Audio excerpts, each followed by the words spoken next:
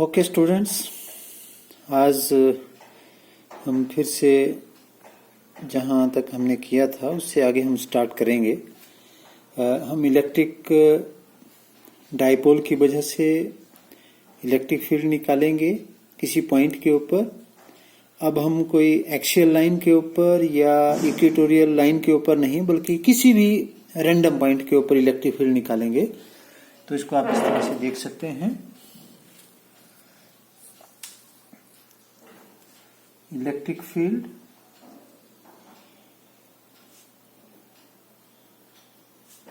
Due to electric dipole at any point P। अब ये random है, तो जैसा हमने पहले स्टडी किया है उसी का हम यूज करेंगे। जैसे हमने इलेक्ट्रिक फील्ड एक्सियल लाइन पे निकाली है, इलेक्ट्रिक फील्ड इक्वेटोरियल लाइन पे निकाली है, उसी का यूज करेंगे। हमारे पास ये इलेक्ट्रिक डाइपोल है, यहाँ -Q है, यहाँ +Q चार्ज है। इसको हम A कह लेते हैं, इसको हम B कह लेते हैं। ये इसका सेंटर है O, और इसकी जो डाइपोल लेंथ है वो 2A मान लेते हैं हम। यहाँ पे हमने कोई भी पॉइंट ले लिया, यहाँ ले लिया हमने पॉइंट, तो इस पॉइंट का जो डिस्टेंस है वो R मान लेते हैं। कहाँ से? सेंटर ऑफ द डाइपोल से। इस पॉइंट P के ऊपर हमने, या इस पॉइंट P के ऊपर हमने इलेक्ट्रिक फील्ड कैलकुलेट करनी है इस डाइपोल की वजह से। तो हम क्या करेंगे, इस डाइपोल का जो डाइपोल मोमेंट होता है, जैसे मैंने आपको कहा था कि डाइपोल मोमेंट की जो डायरेक्शन होती है वो, जैसे आप जानते हैं कि डाइपोल मोमेंट की डायरेक्शन नेगेटिव से पॉजिटिव की तरफ को होती है। तो आपके पास डाइपोल मोमेंट की डायरेक्शन इस तरफ को होगी। डाइपोल मोमेंट की डायरेक्शन जो स्मॉल p से हम लिखते हैं, इस स्मॉल p के हम दो कंपोनेंट बना सकते हैं। एक, क्योंकि ये एंगल जो है, ये एंगल जो है वो थीटा है, तो इसके हम बना सकते हैं, दो कंपोनेंट बना सकते हैं। एक कंपोनेंट हमारे पास जो डाइपोल का जो कंपोनेंट है,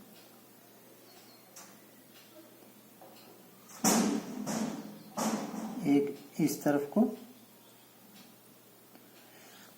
कहने का मतलब ये जो डाइपोल है इसका कंपोनेंट एक इस तरफ को P cos थीटा, और इस तरफ को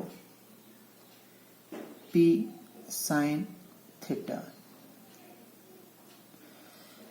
कहने का मतलब जो इलेक्ट्रिक डाइपोल मोमेंट है इसको हम दो कंपोनेंट्स में ब्रेक कर रहे हैं। एक कंपोनेंट P cos थीटा है, एक कंपोनेंट P sin थीटा। ये आपने +1 के अंदर स्टडी किया है कि किसी भी वेक्टर को, कोई वेक्टर A हो और वो एंगल थीटा बनाता हो, तो इसको हम दो कंपोनेंट में ब्रेक कर सकते हैं। इस तरफ को कंपोनेंट A cos थीटा कहते हैं, और इस तरफ के कंपोनेंट को हम A sin थीटा कहते हैं।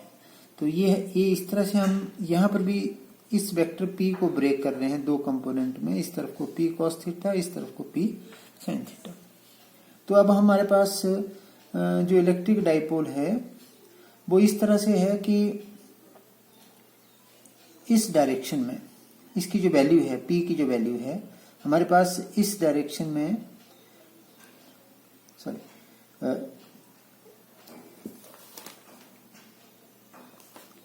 इस तरफ को P का, जैसे आप देख रहे हैं कि ये जो A का कंपोनेंट है, जिस साइड में ये एंगल बनाता है उस तरफ को A cos थीटा होता है। तो ये P है, ये कोण बनाता है इस तरफ को, तो ये जो वैल्यू होगी ये P cos थीटा होगी इस तरफ को, और इस तरफ को P sin थीटा होगी।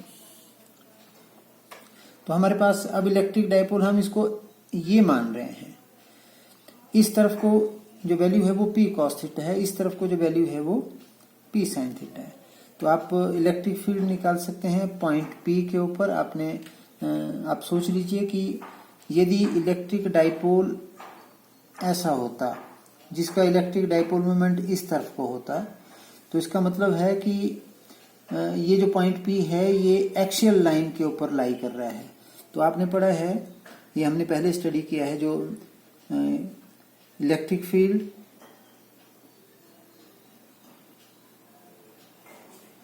Eight point P if it is on axial line, तो आपने पढ़ा है E, उसको हम E1 बोल लेते हैं, मान लीजिए 1/4 pi epsilon naught 2p upon r cube.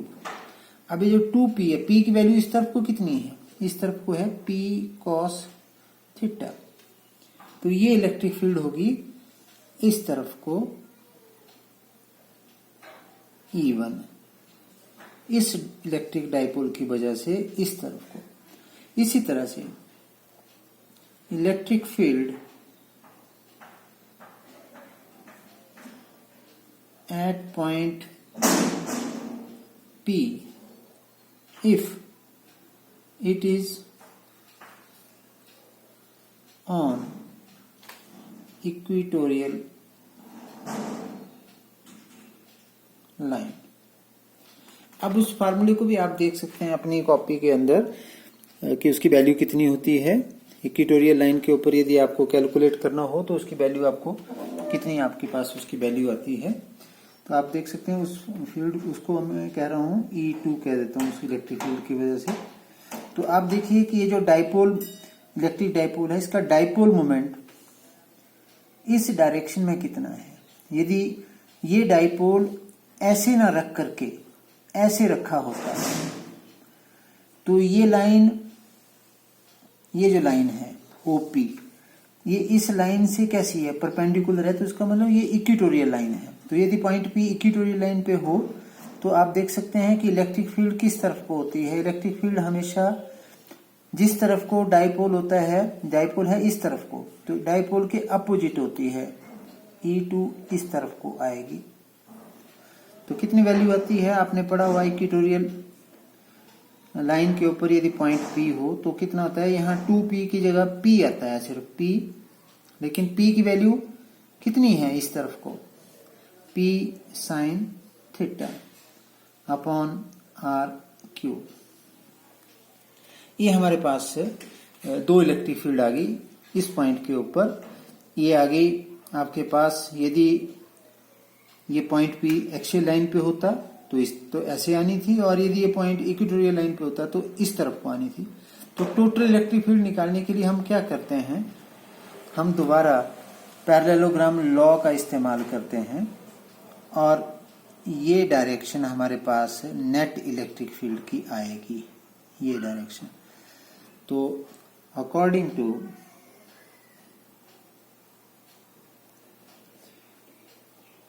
Parallelogram, इसको हम ऐसे भी पढ़ते हैं पैरेललो, ये इसको पैरेलल है, पैरेलल लाइन है, तो parallelogram law of vector addition.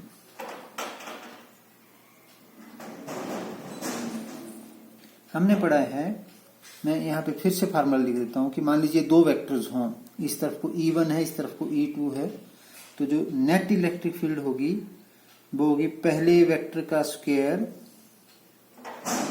E1 का स्क्वायर प्लस E2 का स्क्वायर, दूसरे वेक्टर का स्क्वायर, प्लस 2 गुणा पहला वेक्टर गुणा दूसरा वेक्टर गुणा cos theta, cos of angle.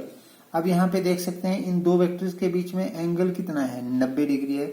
Cos 90 degree कितना होता है, 0 होता है। तो ये सारा का सारा फैक्टर कितना बन जाएगा, ये सारा का सारी वैल्यू कितनी बन जाएगी, 0 आ जाएगी। तो क्या वैल्यू बन गई हमारे पास, E is equal to under root E1 का स्क्वायर प्लस E2 का स्क्वायर। अब E1 और E2 की वैल्यू भी लिख सकते हैं।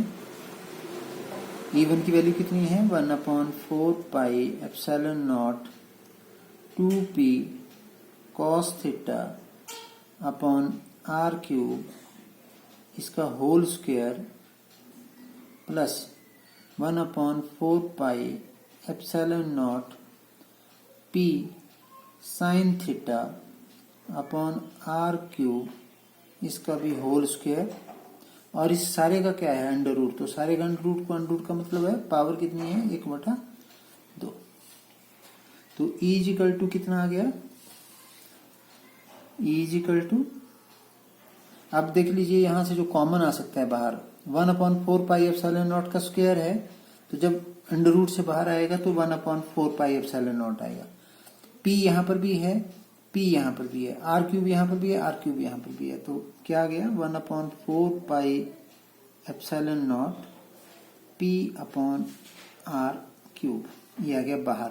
क्योंकि इसका स्क्वायर होगा तो अंडर रूट से स्क्वायर कट जाएगा, तो सिर्फ यही बाहर आएगा। अंदर क्या रह गया, अंदर रह गया यहाँ पे 2 cos थीटा। 2 cos थीटा का स्क्वायर कितना हो गया 4 cos स्क्वायर थीटा।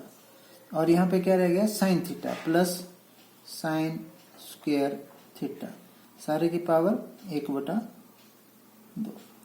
अब इसको फिर से देख सकते हैं, ये बन गया 1/4 pi epsilon not P upon R cube. अब मैं इसको ब्रेक कर रहा हूं, मैं इसको 4 cos स्क्वायर थीटा को लिख रहा हूं 3 cos square theta plus cos square theta plus sine square theta की पावर 1/2। अब आप देख लीजिए ये cos square theta plus sine square theta क्या होता है, ये 1 होता है। तो क्या बन गया हमारे पास E is equal to 1/4 pi epsilon not P upon R cube, क्या रह गया हमारे पास 3 cos स्क्वायर थीटा प्लस 1। ये वैल्यू आ गई हमारे पास नेट इलेक्ट्रिक फील्ड की।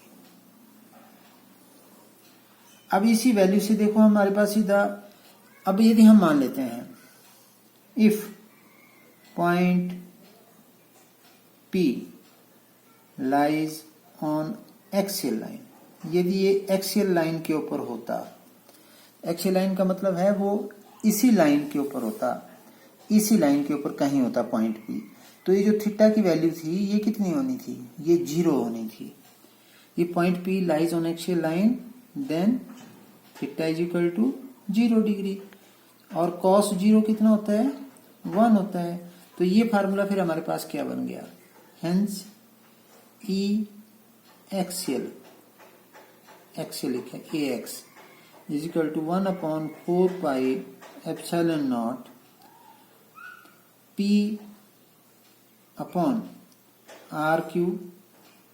और यहाँ पे देखिए cos थीटा 1 हो गया, तो cos स्क्वायर 1 का स्क्वायर भी कितना होगा 1 होगा, तो 3 × 1 3 प्लस 1 इसकी पावर 1/2।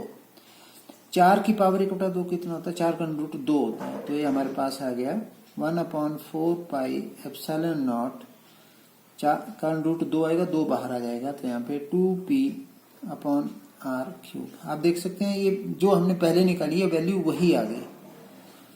और यदि if point P lies at, if point P lies at equatorial line,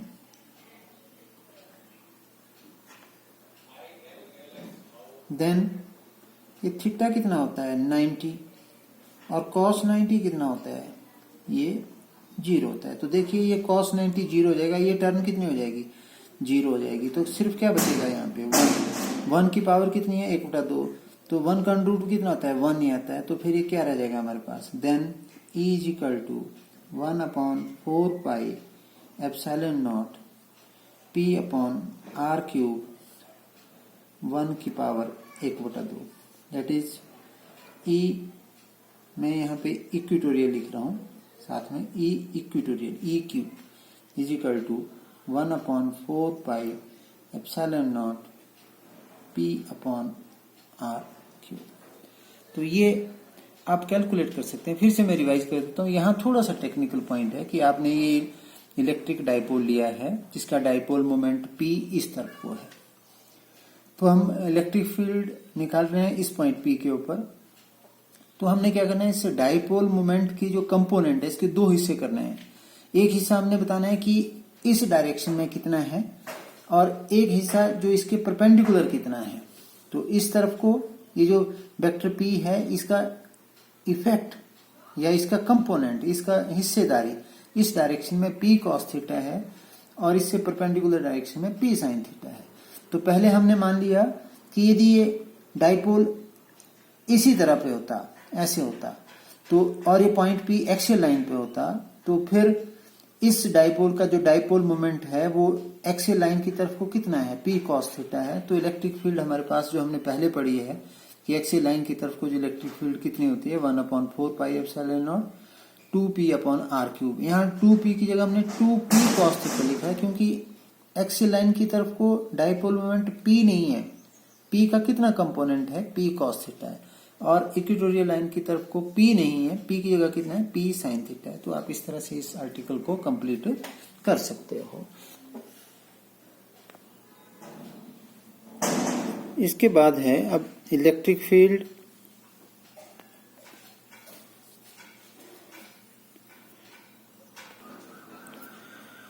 अब हम कैलकुलेट करेंगे इलेक्ट्रिक फील्ड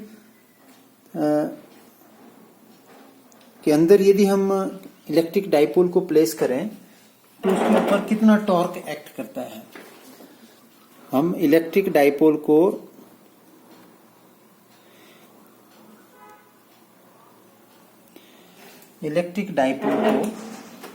हम प्लेस कर रहे हैं यूनिफॉर्म इलेक्ट्रिक फील्ड में। तो torque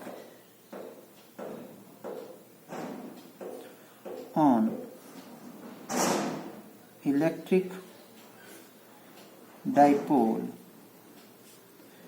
placed in a uniform electric field. This is a very important question,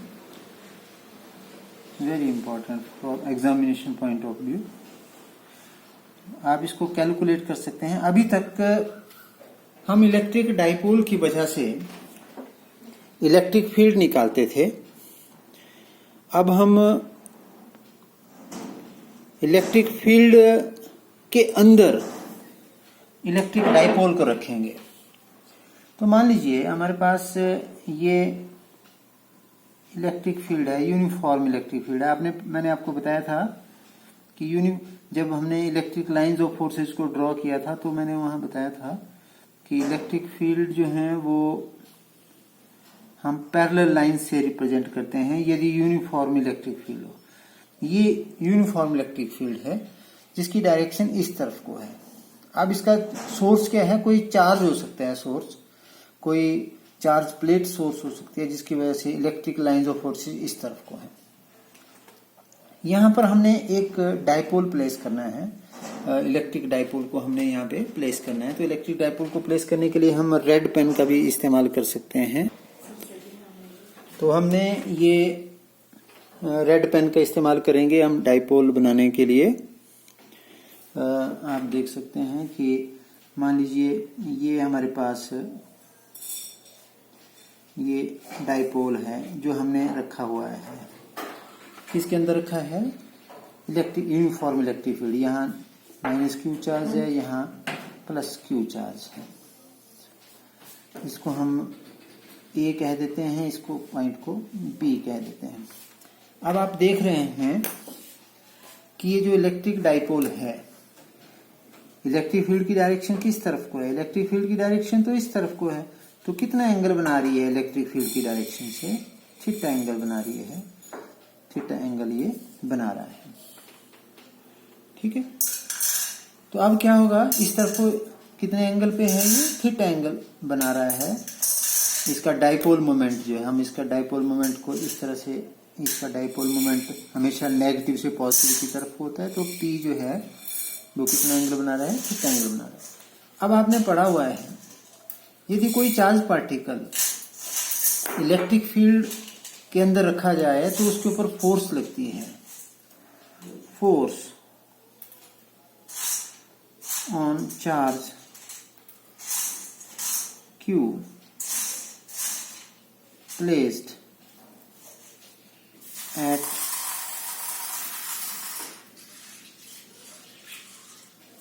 point A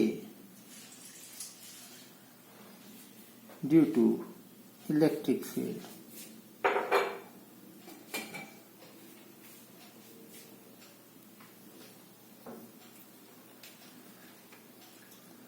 किस तरफ को लगेगी, इलेक्ट्रिक फील्ड है इस तरफ को, तो फोर्स का फार्मूला हो गया F =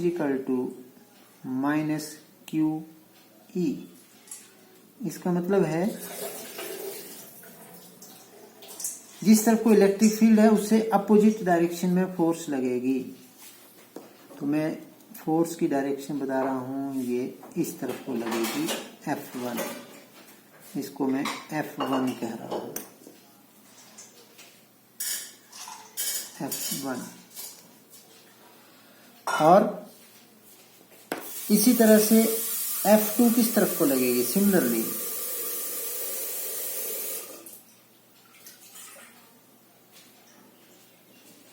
force on charge Q2 due to electric field is, मैं इसको F2 वर्ड दे रहा हूँ, F2 = Q2, मैं इसको Q1 के बजाय Q, क्योंकि नेगेटिव चार्ज है Q और ये पॉजिटिव चार्ज है QE। और ये फोर्स की डायरेक्शन किस तरफ को होगी, क्योंकि जिस तरफ को इलेक्ट्रिक फील्ड की डायरेक्शन होगी उसी तरफ को फोर्स की डायरेक्शन भी होगी, ये F2। अब ये जो दोनों फोर्सेस हैं F1 और F2 ये बराबर हैं, देखो QE और यहां पर भी QE है, दोनों बराबर हैं। तो इसका मतलब है दोनों की डायरेक्शन अपोजिट है, एक इस तरफ को एक्ट कर रही है, एक इस तरफ को एक्ट कर रही है, तो दोनों एक दूसरे को कैंसिल कर देनी चाहिए, दोनों का नेट इफेक्ट 0 होना चाहिए। लेकिन ये एक दूसरे को कैंसिल नहीं करती। उसका कारण ये है कि ये जो F1 है और ये जो F2 है, इनके जो लाइन ऑफ एक्शन है वो डिफरेंट है। देखिए F1 का लाइन ऑफ एक्शन ये है, जैसे फॉर एग्जांपल मैं ये पेन को यहां रखूं, ऐसे रखूं इस पेन को, ये डाइपोल है, और मैं इस पेन को हाथ से इस तरफ को खींचूं और इस टिप को इस तरफ को खींचूं, तो आप देख सकते हैं कि ये इसको क्या होगा, ये रोटेट करेगा। इसका मतलब है ऐसी जो दो फोर्सेस जो इक्वल और अपोजिट हों लेकिन एक दूसरे को कैंसिल नहीं करती हों, उन फोर्सेस को कपल कहते हैं। This F1 and F2 are equal and opposite, ये बराबर हैं और अपोजिट हैं, and acts along different lines. So such forces constitute, बनाती हैं, constitute का मतलब बनाती हैं, constitute couple। कपल हो गया system of two equal and opposite forces को ही कपल कहते हैं। जैसे couple male and female, this is also called couple. तो कपल की वजह से टॉर्क, आपने प्लस वन में स्टडी किया है torque, therefore torque due to couple torque जो होता है वो किसी बॉडी को रोटेट करता है। तो आप देख रहे हैं कि इलेक्ट्रिक डाइपोल जो है वो इन दोनों फोर्सेस की वजह से घूमता है, रोटेट करता है, तो उसको टॉर्क कहते हैं। Torque due to couple is torque, इसको हम टॉ पढ़ते हैं, टॉ। टॉ ये यूनानी भाषा का शब्द है। टॉ किसके लिए यूज करते हैं? टॉर्क के लिए। Tau is equal to magnitude of either force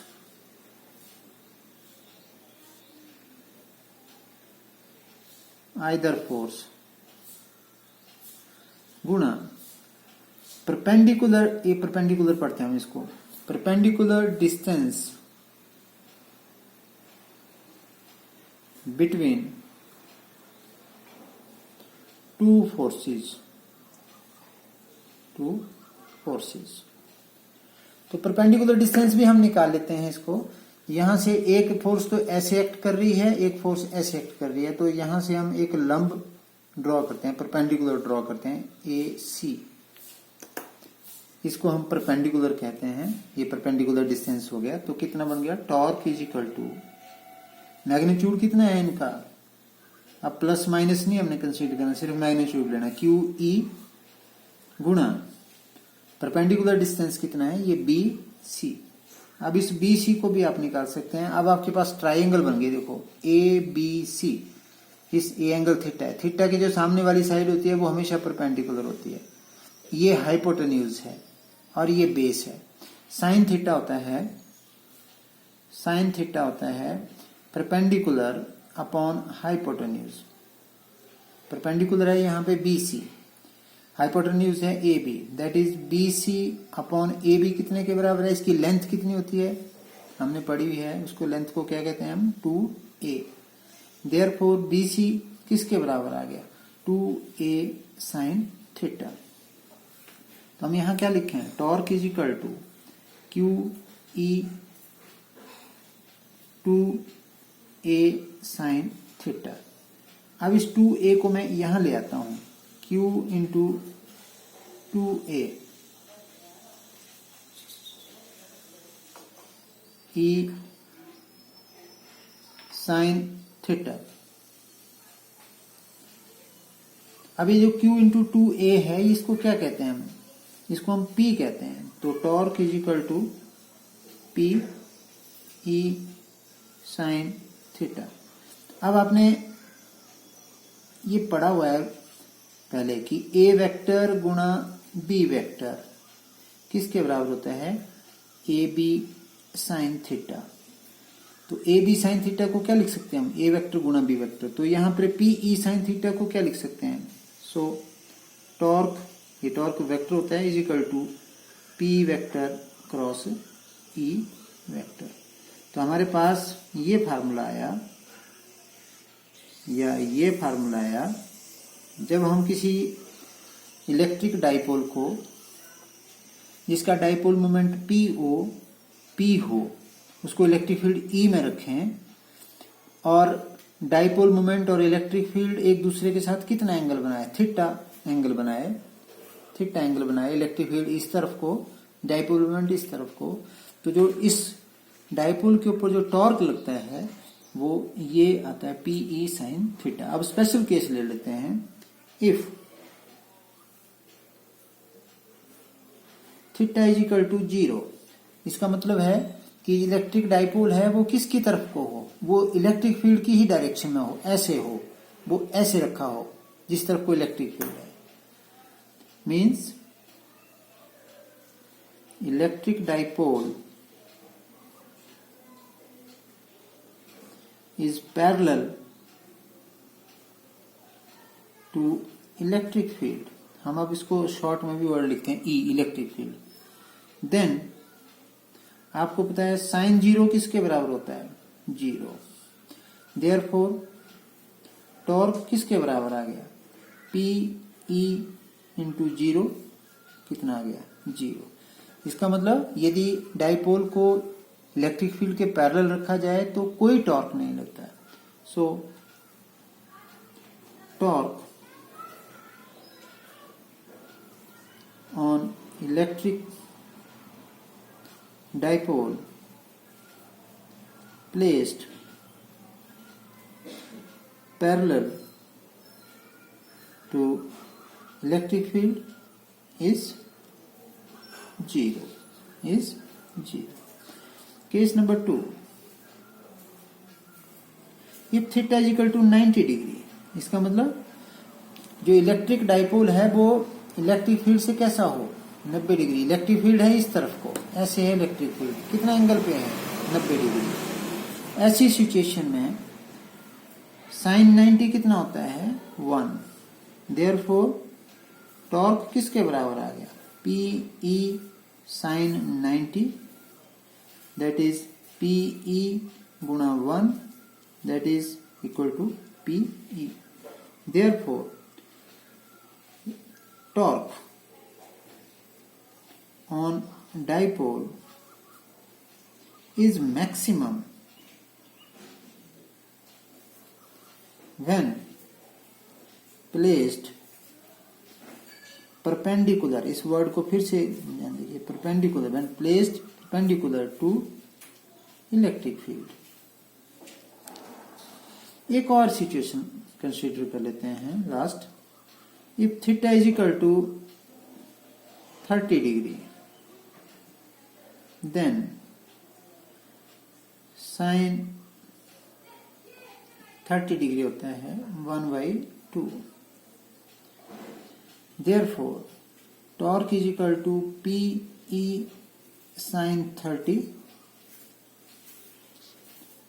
जो बन गया P E गुणा 1/2, जो बन गया PE/2। तो यदि आपसे क्वेश्चन पूछा जाए कि at what angle electric dipole should be placed in a uniform electric field so that torque acting on it is half of the torque acting on the same dipole when placed in a uniform electric field perpendicular eight A perpendicular position. तो आप इन result को आप correlate कर सकते हैं। ये दोनों articles को आपने ध्यान से देना है, पर्टिकुलरली इस आर्टिकल को, दिस इज वेरी इंपॉर्टेंट। और इससे पहले का जो आर्टिकल है इसमें आप जो इलेक्ट्रिक फील्ड निकालते हैं डाइपोल की वजह से एट इक्वेटोरियल लाइन और एक्सियल लाइन, उसी का यूज कर रहे हैं हम, उस कंसेप्ट का यूज कर रहे हैं। इसको प्रैक्टिस करें again and again and you will be able to do it. मैं इसकी कॉपीज आपको सेंड कर रहा हूँ, पीडीएफ की कॉपीज भी जो मैंने नोट्स बनाए हैं। आपने नोट्स को समझ करके लिखना है और उसके बाद वीडियो देखते हुए इसको अंडरस्टैंड करने की कोशिश करनी है। Thank you very much.